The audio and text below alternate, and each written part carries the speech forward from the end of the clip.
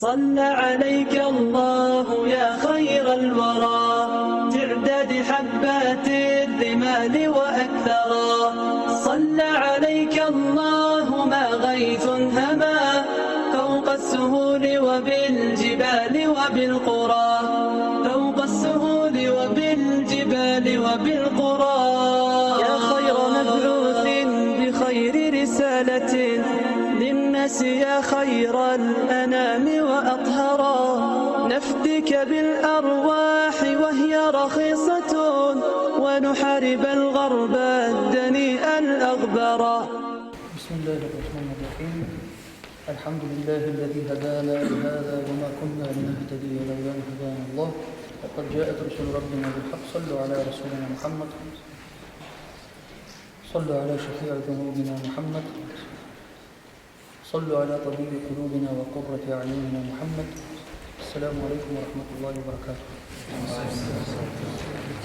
Продолжая прошлый урок, мы вспоминаем слова Таджуддина Субки, рахимахуллах. Он произнес интересные слова, которые означают, что ханафиты, они по сути говорят ашариты и верят в акиду ашари. Дальше ученый шейх Саид Фуда, рахимахуллах, поясняя эти слова, он говорит, что в основе ханафиты в своем большинстве, они матуридиты, но Алляма Субки этими словами хотел подчеркнуть и сказать, что между ашаира и матуридией практически нет разницы. Поэтому также Субки сказал, что тот, кто из ханафитов выйдет за рамки этого, то он становится му'тазилитом. В основном и так и было. Если ханафит не придерживался акиды ахли сунна, то это были му'тазилиты. Тахави, он говорит, что я опираюсь на фукаха милля, факихов нашей религии, например, таких как Абу Ханифа, рахимахуллах, и его ученики, имам Мухаммад и имам Абу Юсуф, рахматуллахи алейхима. Получается, он взял один тарик, один путь. Также есть и другие пути, то есть путь имама Аш'ари, например. Мы перечисляли имена различных ученых, у каждого был свой путь, и в основе они все были на одном манхаджи, на одной акиде ахли сунна, то есть в усуле, в основах акиды среди них не было никаких разногласий. Но разногласия могли быть в второстепенных вопросах, которые не вредят основе. То есть понятно, основная акида – это акида ахли сунна валь джамаа, это и есть наш мазхаб в акиде. Мазхаб акида ахли сунна валь джамаа. Но есть различные пути понимания, например, пути имама Матуриди, пути понимания этой акиды имама Аш'ари и так далее, и среди них нет противоречий. Например, мы также будем уже об этом говорить, о таких книгах. Есть очень много книг, например, шейхуль Ислам Ибн Камаль Паша. Ибн Камаль Паша, он писал интересную книгу, там есть, есть современное издание «Хамсур Расаиль», 5 Расаиль, и первая Рисаля, она рассказывает о разнице между ашаритами и матуридитами, приводит всего лишь 12 разниц. И в итоге, как хатима, как результат, он говорит, что эти разницы только лавзы, словесные разницы. То есть разница только лишь в словах, в терминологиях, но суть объясняется та же самая. Итак, теперь мы подошли к матну имама Тахави, и дальше имам Тахави говорит «Уама я'такидуна мин усулиддин».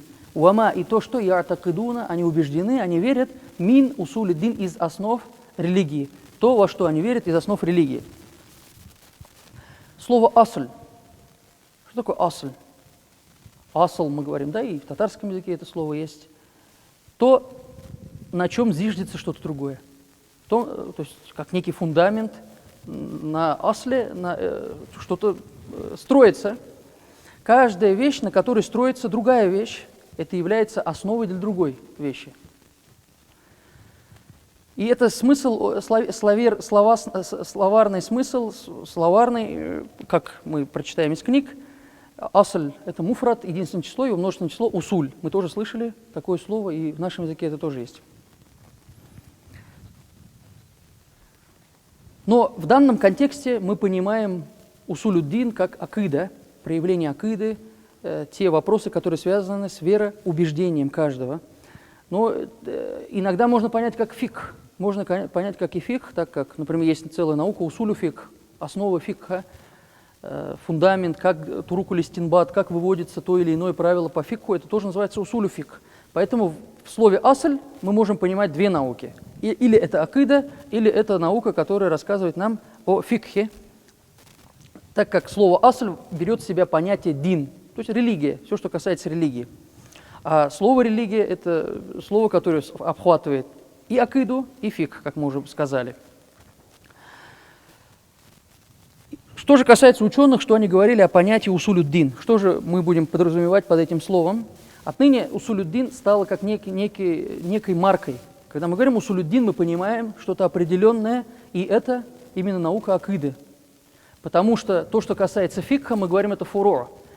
Другие вопросы, фуру, ответвление нашей религии, вопросы тахарата, вопросы намаза, мы говорим, что это фуру-ад-дин. Усулюд-дин – это идеология, это наше вероубеждение, акида ахли сунна валь джамаа, а фуру-ад-дин – это вопросы, касаемые фикха, тахарата, заката, хаджа, никаха и так далее. Это называется фуру.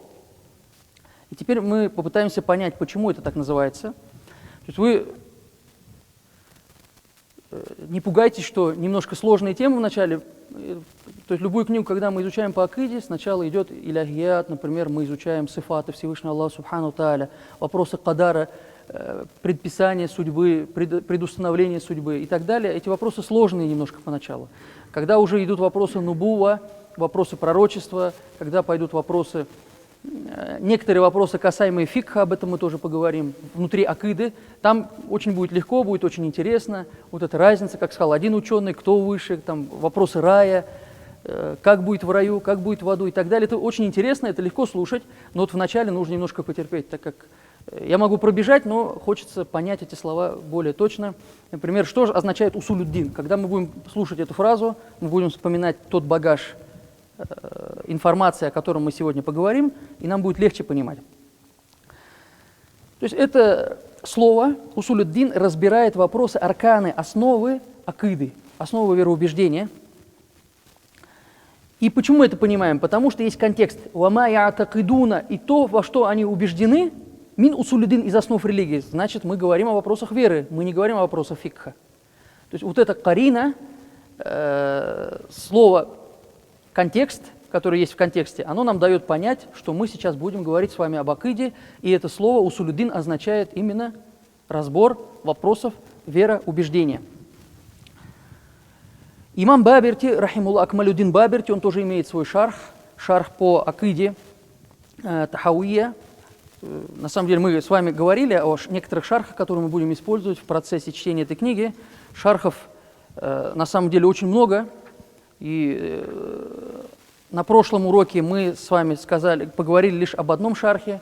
Если вы помните, этот шарх был, который назывался, его написал Ибн аль-Ис аль-Ханафи, который называл себя, хоть и причислял себя ханафитом, в акиде он не был из числа ахли сунна, и об этом мы с вами уже тоже говорили. Но есть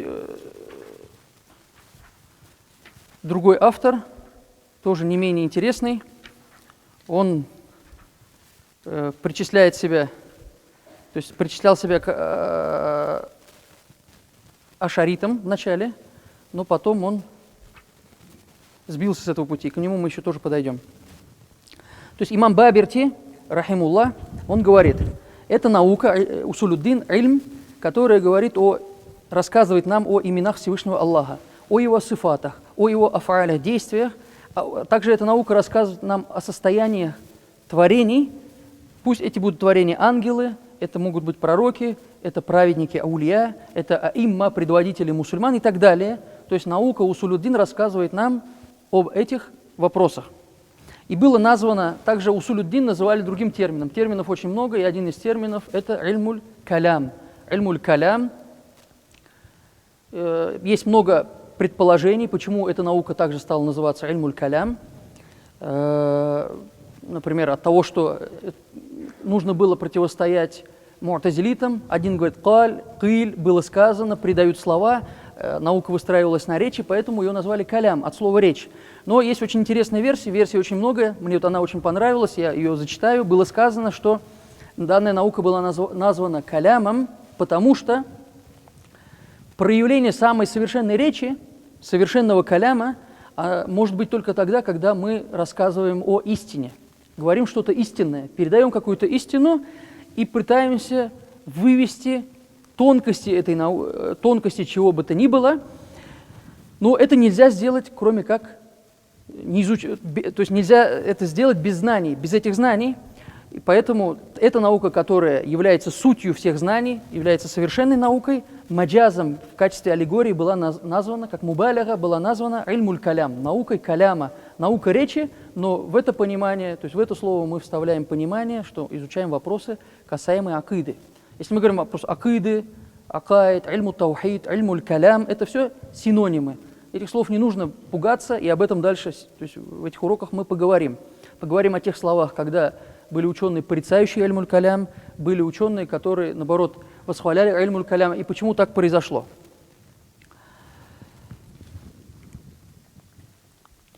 Также усулюддин, по мнению имама Тахауи, как мы уже поняли из текста, «Вама я'такидуна мин усулюддин», имам Тахауи считает, как Мурадев, он считает, что усулюддин это равно акида. Вопросы акиды это и есть усулюддин, основа религии. Ни в коем случае не фикх, говорит имам Тахауи. А фуру, вопросы, касаемые фикха, он называет амалият. То, что касается амаля, наших взаимодействий, как нам делать. Но есть ишкаль, есть некая трудность в этом вопросе. Почему же имам Тахауи разбирает вопросы фикха в своей книге? Зачем он разбирает вопросы фикха, такие как протирание хуфейн, протирание ичигов? Об этом мы тоже говорили в прошлом году, разбирали эти вопросы. То есть протирание ичигов, хуфейн, это не относится к акиде, мы же все с этим согласны. То есть, это же вопрос фикха, вопрос фуруа, но в этом матне, в тексте имама Тахауи, этот вопрос присутствует.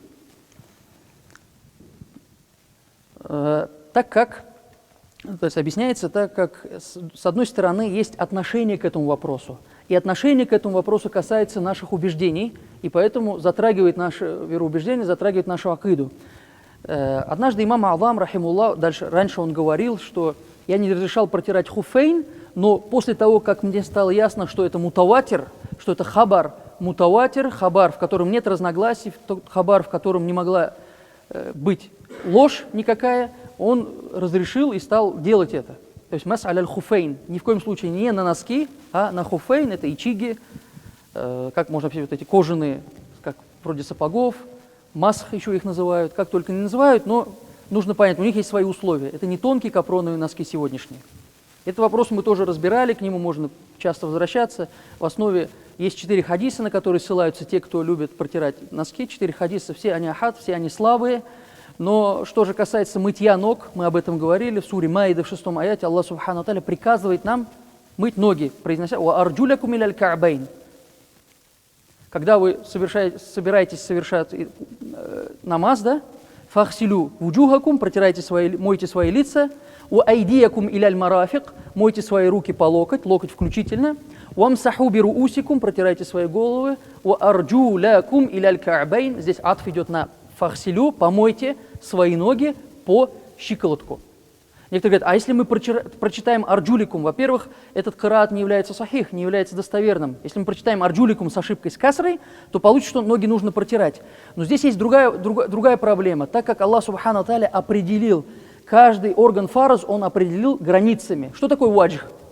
Лицо мыть. Ваджх от слова муаджаха. Когда я смотрю на тебя, ты смотришь на меня, что я вижу? Я не вижу затылка, значит, это не лицо. Я не вижу твой бок, не вижу твой потолок, там, как это называется, макушку головы. Не вижу ее. То есть это не будет в лицо. Но то, что я вот вижу, то, что меня касается, это и есть лицо, это ваджх, то, что нужно мыть. Ограничено же, есть границы. У этого понятия есть определенные границы. Дальше Всевышний Аллах что говорит? Помойте руки по локоть включительно. Ограничил локтем. Есть границы. Не просто руки, какую часть ты захотел. Помой руки вместе с локтем. Уамсаху бирусикум, протрите свою голову, то есть протрите свою голову, но здесь уже приходит из хадиса, то есть микдар насия. Микдар насия – это размер лба, размер нашего лба, 1/4 нашей головы. Ва арджулякум иляль ка'байн. И вот здесь как протрите ноги по щиколотку, это же невозможно. Если мы делаем масх на хуфейн, когда мы делаем масх на хуфейн, там всегда делается масх, то есть делается часть, никогда по щиколотку не протираются ноги полностью. Поэтому здесь явно, что смысл идет о том, что нужно мыть ноги по щиколотку, так и есть ограничение. И вот этот ишкаль, вот эта трудность, о которой мы говорили, То есть для чего она была? Для того, чтобы как мы относились к этому вопросу. Раз это хадис мутаватир, мы должны принимать этот амаль, и мы никак не можем от этого амаля с вами отойти. Ведь так ведь? От этого амаля мы никак не можем отойти, мы должны его принять, и поэтому имам Тахауи, рахимуллах, включает его в свою книгу. وإلى أشرف النبي وآله وأصحابه ومشايخنا الفاتحة. صلى عليك الله يا خير الورى.